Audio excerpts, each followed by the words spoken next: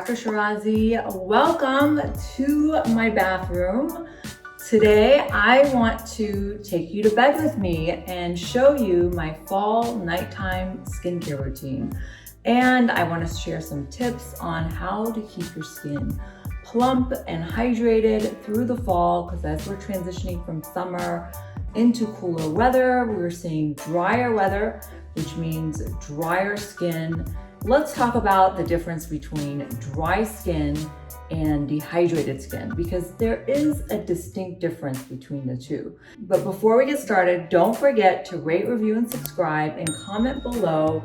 Let me know your thoughts on this video. So dry skin is really something that you are born with. Some people just naturally, genetically have dry skin. And this means that they lack the lipids and the fats that we have in sebum to keep their skin moisturized. Whereas dehydrated skin means that the skin lacks water. So you can have dry skin that is not dehydrated or oily skin that's dehydrated. Does that make sense? Because one lacks water, dehydrated skin, and the other lacks sebum or oil. And so in the winter months, dehydrated skin is typically an outside job, meaning it's due to external factors. Things like dry weather, over-exfoliating, not drinking enough water, drinking too much caffeine or alcohol, things that really suck the water out of your system and hence out of your cells.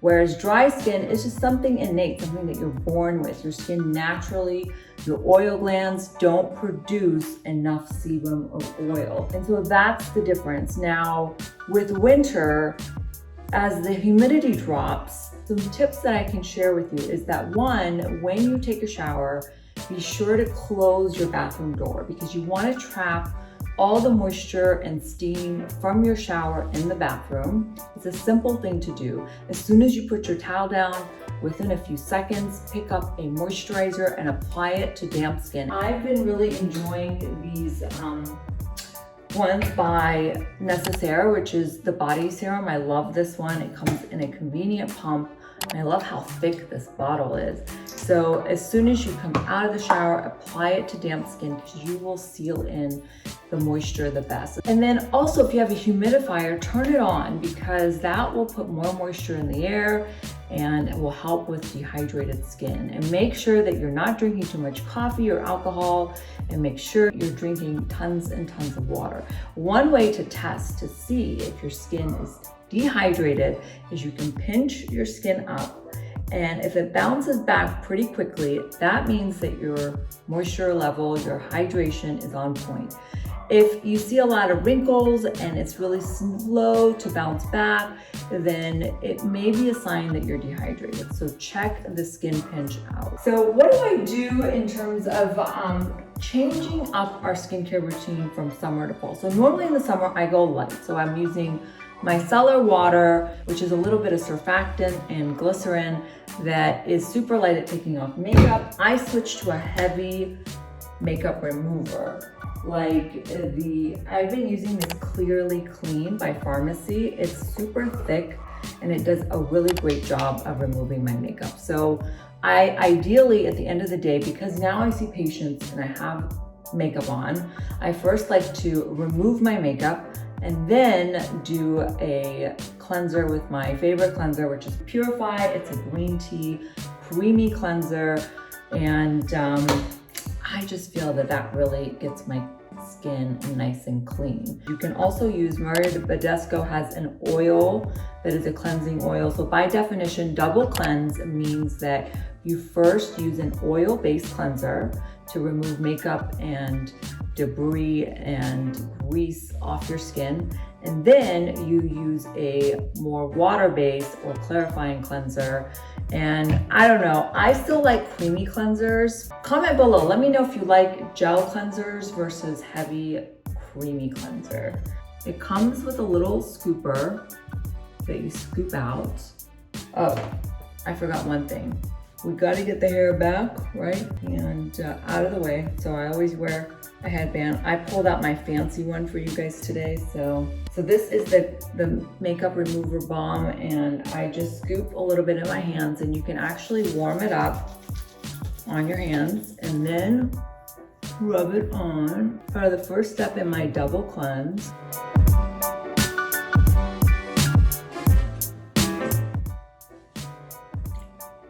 So much eye makeup. So now that I feel like I got a lot of the makeup and debris off, I will use Purify. It's an antioxidant green tea cleanser. And you can see it has a very creamy cleanser, but I find it to feel so luxurious and it's great for sensitive skin. My face is thoroughly cleansed. I know my eyes get kind of red when I rub them. I have super sensitive skin. So here's the key with winter skincare or fall skincare is you want to apply your moisturizer to damp skin. Or if you use a toner, you can tone right after this and then apply your moisturizer. If you rub the skin dry or wait some amount of time before you apply your moisturizer, you won't get the same hydration as you would on damp skin. So after my double cleanse, my next step is using Dermabright pads because in the summer I get a lot of sun and you can get discoloration. So I love these pads because they have a lot of natural brighteners. So they have arbutin, emlica, kojic acid, berberry, licorice root, vitamin C, all in one product. I'm all about comprehensive products. You can also request to have hydroquinone mixed in there. That comes with 60 pads. So after I cleanse and before I dry, I just wipe down with these brightening pads. Now, you can also use glycolic acid, and this is one by Beauty Pie called Dr. Glycolic, and this is one by Alpha H that is called Liquid Gold. The Beauty Pie one, Dr. Glycolic, is a 10% glycolic acid. It is a little bit stronger. So glycolic acid is a great exfoliant for the winter because it's also a humectant. So it also attracts moisture.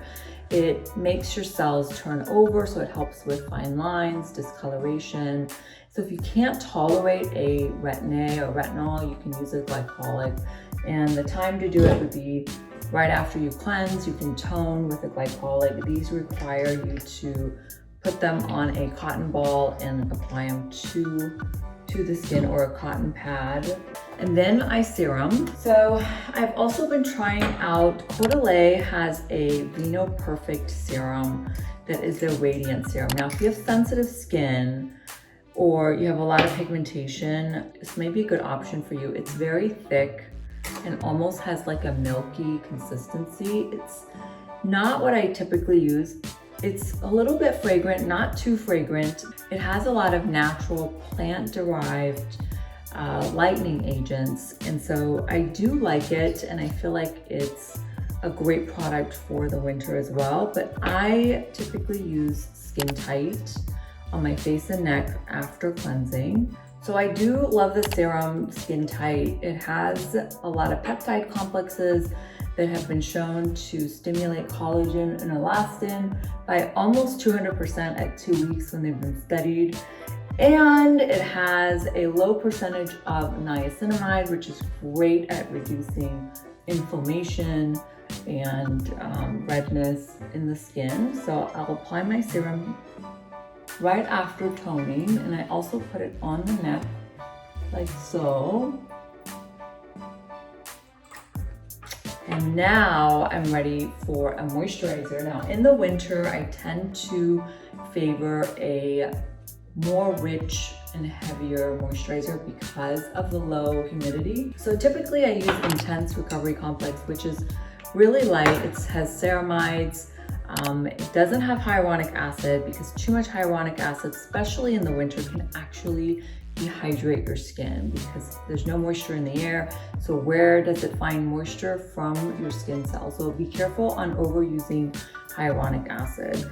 I really do love this product by SkinCeuticals. It's a triple lipid restore. It is super heavy, and so I do like it, and I just put it all over. Other great products that I like for winter is one by First Aid Beauty. You can find that at Sephora.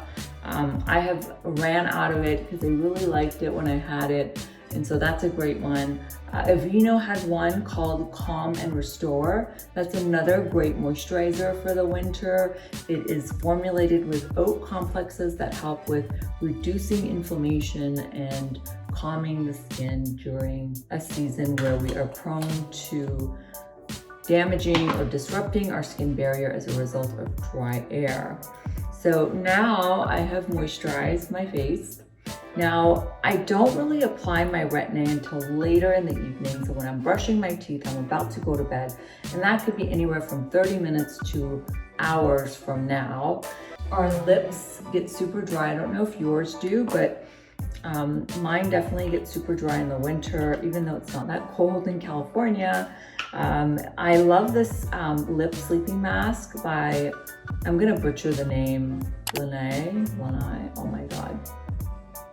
English is my second language, so I'm really bad at pronunciation, but it comes with this cute little dispenser. So I love this sleep mask, it's awesome. You can also just use Aquaphor. Aquaphor is great for lips. I use it on my fingertips, around my cuticles, because that also gets dry, especially with hand washing, hand sanitizers. Alicia Keys, I love her packaging, by the way. She has the most awesome, most beautiful packaging, and on all her boxes she has like a mantra full of good vibes. This one says, I surround myself with things that are good for me. Just cute little things that she writes on her packaging. But I also love her balm too. She has a super heavy balm. I love it for around the nails. It's a little fragrant, not too bad. So I also use it, you know, around my lips, around my fingernails. So that is key in the winter. And it's called Comforting Balm. Isn't that so warm and fuzzy? So the neck. So there is a skincare line called Definage. It's super expensive, but they specialize in using molecules called defensins that go around and stimulate and wake up dormant cells that produce collagen, stem cells that produce collagen and elastin and help regenerate skin cells. So I've been using their line, some of their products, testing it out, and I really do like it. It's very luxurious. I put the Skin Tight Serum on, and then I use their neck cream. But honestly, you could probably use anything on your neck just as a moisturizer or a hydrator. But if you're looking for some science-backed product, this Definage with the defensins, they did do some research and some development in regenerative medicine that has been published in the Journal of Drugs and Dermatology, so check it out. I haven't been using it for very long, so I can't really share my personal experience, but they did send me this and I am trying it out for the neck at least. So what about the eyes? Should you use an eye cream? Should you not? If you have real sensitive skin, sometimes eye creams can cause rashes, so be very careful. Sometimes just plain Vaseline or plain Aquaphor after you clean your skin around the eyes will do enough hydration and not cause problems. Vaseline or Aquaphor will cause the hydration and the water to stay in the skin cells, so it doesn't allow for transepidermal water loss, so you wake up with hydrated skin. But if you don't have super sensitive skin, Eye Glow PM, and the reason being is it has retinol that helps with fine lines and collagen stimulation. It has niacinamide, vitamin K, arnica to help with dark circles, and caffeine to help reduce the puffiness in the eyes. And so what I do is I will use just a half a pump and I will apply it to my ring finger actually and dab like this, and then yeah, I really love this formula. I feel like it really does help my eyes be less puffy in the morning. And I have dark circles. Right now they're red because I have sensitive skin too, but my skin actually tolerates this given that it's sensitive. But I've also been using this 3D Eye Radiance Cream, again by Dermatologist, with the defensins. I'm really curious to see. I like the applicator. It comes like this. It has a little cooling tip. I've been trying this on my upper lids because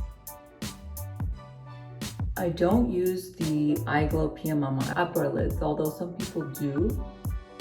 And so that is my eye cream routine. So if you find to have super dehydrated skin, you can use this thermal spring water spray.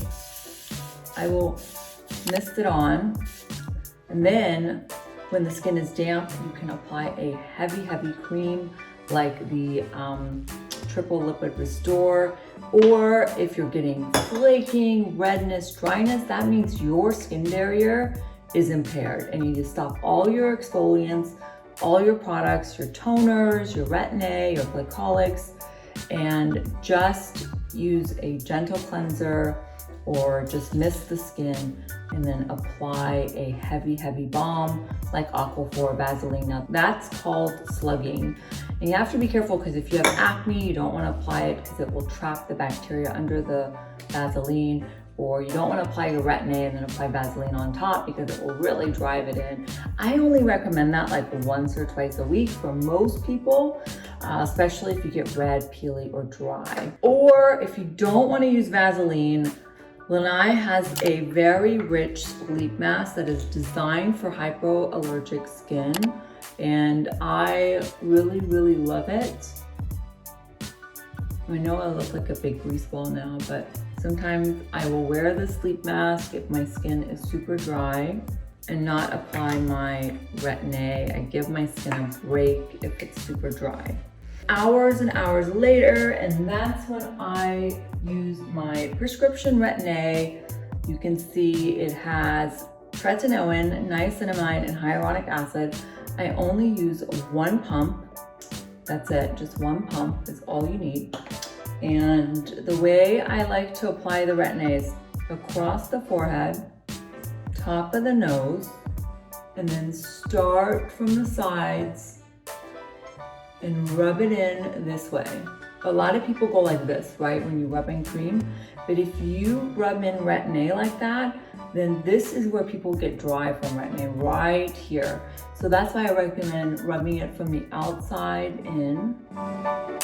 So in the winter, I apply my Retin-A right before bed, hours after this routine that I just showed you. So I'm just doing this now just for demonstration purposes, but I would do this like late in the evening. And I don't apply it to my neck and chest because Retin-A is a little bit too powerful. The neck and chest skin is very thin, doesn't have a lot of oil glands, and is more prone to irritation, so skip that. All right, guys, thanks for tuning in and getting ready with me for bed. Let me know your thoughts, and if you're on social, don't forget to follow me on Instagram at Skin by Dr. Ozzy. I hope you guys have a wonderful day.